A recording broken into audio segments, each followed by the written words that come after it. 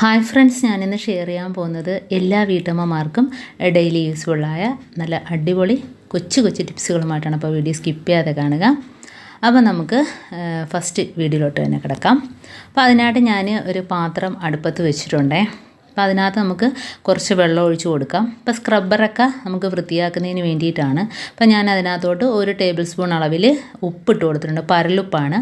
ഇനി നമ്മൾ ഇതേപോലെ സ്പോഞ്ചുകളുണ്ടല്ലോ, നമ്മൾ പാത്രമൊക്കെ കഴുകുന്ന സ്പോഞ്ച് ഇടയ്ക്കൊക്കെ വൃത്തിയാക്കണം.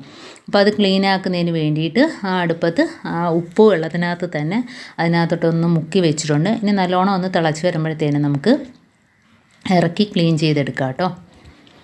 അപ്പോൾ ഇതേപോലെ ഇടയ്ക്ക് ഒന്ന് ചെയ്യുന്നത് നല്ലതാണ്. കാരണം ഉപ്പ് അണുവിമുക്തമാണ്, നല്ല ഒരു സൊല്യൂഷൻ തന്നെയാണ്. ഉപ്പിനകത്ത് നമ്മളിത് ഇട്ട് വെക്കുമ്പം തന്നെ അതിനകത്തുള്ള അണുക്കളെല്ലാം പോയിട്ട് ഉണ്ടോ നല്ല വൃത്തിയായിട്ട് കിട്ടും. അപ്പോൾ നമുക്ക് കഴുകി സ്പോഞ്ച് ഇതേപോലെ നമ്മുടെ തുണിയൊക്കെ കുത്തുന്ന ക്ലിപ്പുണ്ടല്ലോ, അതിനകത്ത് ഇതേപോലെ ആക്കി വെക്കുകയാണെങ്കിൽ അതിൻ്റെ അകത്ത് വെള്ളമെല്ലാം ഊറിപ്പോയിട്ട് പെട്ടെന്ന് തന്നെ സ്പോഞ്ച് ഉണങ്ങിക്കിട്ടും. ഇതെല്ലാം നമ്മൾ ചാരി വെക്കുകയാണെങ്കിൽ ആ വെള്ളം അതിനകത്ത് തന്നെ കെട്ടി നിൽക്കും. ഇതാകുമ്പോൾ പെട്ടെന്ന് നമുക്ക് ഉണങ്ങി കിട്ടും. അടുത്ത ടിപ്പെന്ന് പറഞ്ഞാൽ നമ്മൾ അരിയൊക്കെ ആട്ടാൻ നേരം, പ്രത്യേകിച്ച് ദോശ ഇഡലിക്കൊക്കെ നമ്മൾ വെള്ളം കൂട്ടി അരയ്ക്കത്തില്ലല്ലോ, വെള്ളം കുറച്ചല്ലേ അരയ്ക്കുന്നത്. അപ്പോൾ നല്ല സോഫ്റ്റായിട്ട് കിട്ടാൻ വേണ്ടിയിട്ട് കുറച്ച് ഐസ് ക്യൂബ് അതിനകത്തോട്ട് ഇട്ട് കൊടുക്കുക. നമ്മൾ ആട്ടുമ്പം തന്നെ ഒരു 3-4 ഐസ് ക്യൂബും കൂടെ ഇട്ട് കൊടുക്കുകയാണെങ്കിൽ നമുക്ക് മിക്സിയിലൊന്നും ആട്ടി കഴിയുമ്പോഴത്തേനും മിക്സിയിലൊന്നും മാവ് കയറി പിടിക്കത്തില്ല, ബ്ലേഡിലൊക്കെ. അപ്പോൾ കഴുകിയെടുക്കുന്നതിനും നമുക്ക് എളുപ്പമാണ്. അത് മാത്രമല്ല, നമ്മൾ ആട്ടിക്കഴിഞ്ഞാൽ മാവ് നല്ല സോഫ്റ്റായിട്ട് തന്നെ കിട്ടും കേട്ടോ. അപ്പോൾ ഒരു സ്വല്പം വെള്ളം മാത്രം ഇതിന് ഒഴിച്ചു കൊടുക്കേണ്ട ആവശ്യമുള്ളൂ. നല്ല രീതിയിൽ നമുക്ക് കിട്ടും. അപ്പോൾ ഞാൻ അത് അരച്ചിട്ട് കാണിച്ചു തരാം. കണ്ടോ, അരച്ചതിന് ശേഷം നമ്മൾ കണ്ടോ ഒന്ന് പുളിക്കുന്നതിന് നമ്മൾ പിറ്റേ ദിവസം എടുക്കുമ്പം എങ്ങനെയാണോ ആ രീതിയിൽ തന്നെ നമുക്ക് അന്നേരം തന്നെ കണ്ടോ ആട്ടുമ്പോഴത്തേന് നല്ല സോഫ്റ്റായിട്ട് മാവ് നമുക്ക് ആട്ടി കിട്ടും. അപ്പോൾ പിറ്റേ ദിവസം എന്താണ്ട് പുളിച്ചതിന് ശേഷം കണ്ടോ, അപ്പോൾ അധികം പുളിയും ഉണ്ടാവില്ല, മാവ് നല്ല സോഫ്റ്റ് ആയിരിക്കും. ദോശ ഇടുമ്പോഴത്തേന് നല്ല സോഫ്റ്റായിട്ട് നമുക്ക് കഴിക്കാനായിട്ട് പറ്റും കേട്ടോ. അപ്പം ഇതേപോലെ ചെയ്യാത്തവരൊന്ന് ചെയ്ത് നോക്കാം. നമുക്ക് നെക്സ്റ്റ് ടിപ്പിലോട്ട് കിടക്കാം.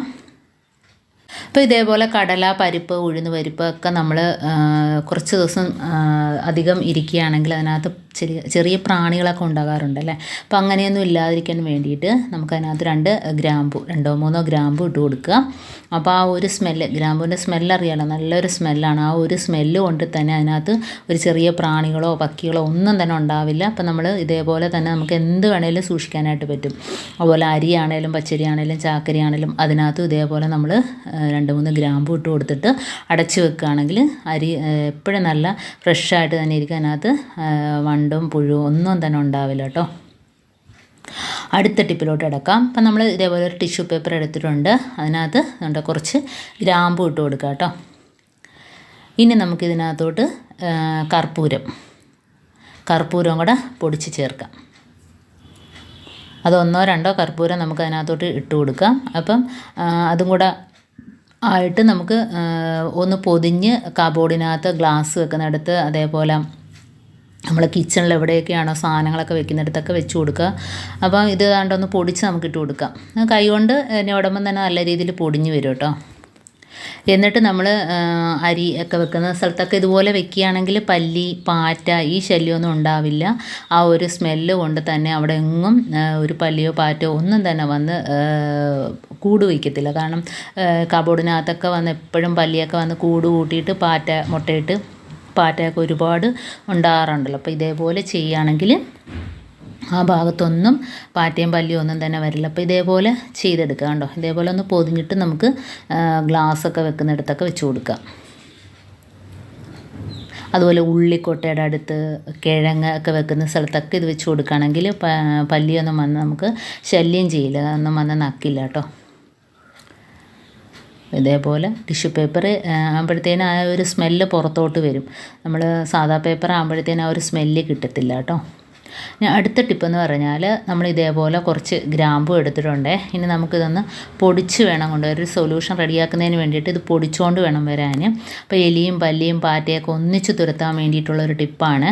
അപ്പോൾ ഇതിനായിട്ട് ഞാനൊരു പ്ലാസ്റ്റിക്കിൻ്റെ ഒരു കുപ്പിയുടെ ചെവിട് ഭാഗം മുറിച്ചെടുത്തിട്ടുണ്ട്. കാരണം കിച്ചണിൽ ഉപയോഗിക്കുന്ന ഒരു പാത്രം എടുക്കരുത്, അതിനകത്ത് ആ കർപ്പൂരത്തിൻ്റെയൊക്കെ സ്മെല്ല് നിൽക്കും.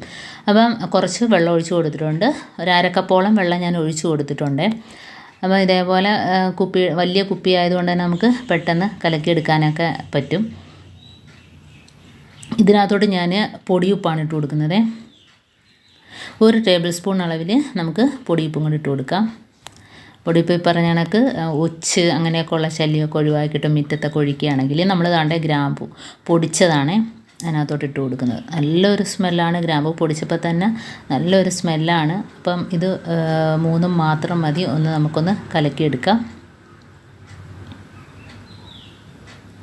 ഇനി നമുക്കിത് സ്പ്രേ ബോട്ടിലിനകത്തോട്ടാക്കിയിട്ട് നമുക്ക് സ്പ്രേ ചെയ്യാം. അതല്ല എങ്കിൽ സാധാ നമ്മുടെ കുപ്പിയുണ്ടല്ലോ അതിനകത്ത് മൂടിയിൽ ഹോളിട്ടിട്ട് നമുക്ക് എല്ലായിടത്തും ഒന്ന് ഒഴിച്ചു കൊടുക്കാം കേട്ടോ. അങ്ങനെയൊക്കെ ചെയ്യാം. ഇതിനകത്ത് ഞാൻ കർപ്പൂരം കൂടെ ചേർക്കുന്നുണ്ട്. ഇപ്പോൾ 2 കർപ്പൂരമോ 3 കർപ്പൂരമോ എത്രയാണോ ആവശ്യം അതിനനുസരിച്ച് നമുക്ക് അതിനകത്ത് പൊടിച്ചിട്ട് കൊടുക്കാം. അപ്പം കർപ്പൂരവും ഗ്രാമ്പും നല്ലൊരു സ്മെല്ല് കിട്ടുന്നുണ്ട്. അതിൻ്റെ കൂടെ ഉപ്പും കൂടെ ചേർത്തിട്ടുണ്ട്. അപ്പോൾ ഇത് നമ്മൾ കാറിൻ്റെ അടിഭാഗത്ത് അതുപോലെ വണ്ടികളൊക്കെ ഇടുന്ന സ്ഥലത്തൊക്കെ എലി കയറി വണ്ടിയുടെ അകത്തൂടെയൊക്കെ കയറിയിട്ട് എല്ലാം ശല്യം ചെയ്യാറുണ്ടല്ലോ. അപ്പോൾ കാറിനടിയിൽ നിന്ന് ഓരോ എലികളൊക്കെ ശല്യം ചെയ്യും. കാരണം ഈ വയറിൻ ഫിറ്റ് അതുപോലെ തന്നെ AC ഫിൽറ്ററെല്ലാം നശിപ്പിച്ച് കളഞ്ഞാൽ പിന്നെ അതിന് ഒരുപാട് പൈസ കൊടുത്ത് വേണം നമ്മളതൊക്കെ മേടിച്ച് വെക്കുന്നതിന് വേണ്ടിയിട്ട്. അപ്പോൾ ഇതേപോലെ നമ്മൾ കുപ്പിയിലാക്കിയിട്ട് നമ്മൾ അതിന് അടിയിലൊക്കെ കാറിൻ്റെ അടിയിൽ വണ്ടിയുടെ അടിയിലൊക്കെ ഒന്ന് സ്പ്രേ ചെയ്ത് കൊടുത്താൽ ആ ഒരു സ്മെല്ലടിച്ചിട്ട് എലി ശല്യം ഒന്നും ഉണ്ടാവില്ല. അതുപോലെ നമ്മുടെ സ്റ്റെപ്പിൻ്റെ ഭാഗത്ത് കിച്ചണിൻ്റെ ഭാഗത്ത് വാതിൽപ്പടിയിലൊക്കെ ഉണ്ടല്ലോ പാമ്പ് അങ്ങനെയുള്ള ഒരു സാധനവും വരില്ല ഈ ഒരു സ്മെല്ലടിച്ചിട്ട്. അപ്പോൾ അവിടെയൊക്കെ ഒന്ന് സ്പ്രേ ചെയ്ത് കൊടുക്കുക. അപ്പോൾ നമുക്ക് വെള്ളം തോണ്ട ബാക്കി ഞാൻ സിങ്കിനകത്തും വാഷ് ബേസിനകത്തും ഒക്കെ ഒഴിച്ചു കൊടുക്കാം. അതേപോലെ നമ്മൾ ബാത്റൂമിൻ്റെ സീവിലൊക്കെ ഒഴിച്ചു കൊടുക്കാം കേട്ടോ. അപ്പോൾ അതിനകത്തുനിന്ന് വരുന്ന ചെറിയ പ്രാണികൾ പാറ്റ കുഞ്ഞുങ്ങൾ ഒന്നും തന്നെ വരില്ല. പിന്നെ നമുക്ക് ബാക്കിയുള്ളതാണ്ട് ഇതേപോലെ ഒന്ന് സ്പ്രേ ചെയ്ത് കൊടുക്കുക. നമ്മുടെ വണ്ടികളൊക്കെ കിടക്കുന്ന ഭാഗത്തൊക്കെ ഒന്ന് ഒഴിച്ചു കൊടുക്കുകയാണെങ്കിൽ എലിയും പാമ്പും ഒന്നും തന്നെ വണ്ടിക്കകത്തൊന്നും കയറിയിരിക്കില്ല. അപ്പോൾ ഇതുപോലെ ചെയ്യാത്തവരൊക്കെ ഒന്ന് ചെയ്ത് നോക്കുക. വളരെ ഈസിയായ നിസ്സാരമായ സാധനങ്ങൾ വെച്ചിട്ട് ചെയ്യാൻ പറ്റുന്ന ചെറിയ ചെറിയ ടിപ്സുകളാണ് ഞാനിപ്പോൾ കാണിച്ചത്. ഇപ്പോൾ ഇതിലേതെങ്കിലും ഒന്ന് യൂസ്ഫുൾ ആയിട്ട് എനിക്ക് തോന്നിയിട്ടുണ്ടെങ്കിൽ ഒന്ന് ലൈക്ക് ചെയ്യാനും കമൻറ്റ് ചെയ്യാനും സബ്സ്ക്രൈബ് ചെയ്യാനും മറക്കരുത്. അതേപോലെ ബെല്ലൈക്കൻ എനേബിൾ ചെയ്യാനും മറക്കരുത്. എന്നാൽ മാത്രമേ ഞാനിടുന്ന ഓരോ വീഡിയോസും നിങ്ങളുടെ മുമ്പിൽ നോട്ടിഫിക്കേഷനായി എത്തുകയുള്ളൂ. അപ്പോൾ ഇനിയും ഇതുപോലുള്ള നല്ല നല്ല ടിപ്സുകളുമായിട്ട് വീണ്ടും കാണാം. അതുവരേക്കും താങ്ക്സ് ഫോർ വാച്ചിങ്.